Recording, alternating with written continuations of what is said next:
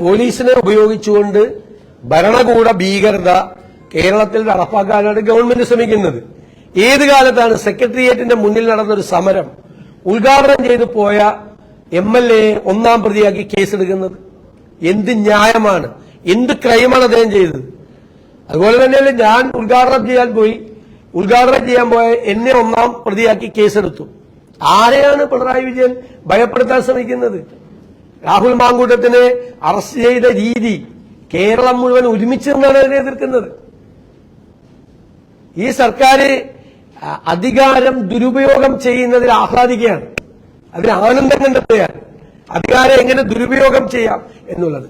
ഏതായാലും ഒരു കാര്യം ഞങ്ങൾക്ക് ബോധ്യമായി, ഈ സർക്കാരിന് ഉപദേശം കൊടുക്കുന്നവർ അവരുടെ ശത്രുക്കളാണ് എന്ന് ബോധ്യപ്പെടുന്ന രീതിയിലാണ് ഓരോ ദിവസവും കാര്യങ്ങൾ മുന്നോട്ട് കൊണ്ടുപോയിരിക്കുന്നത്.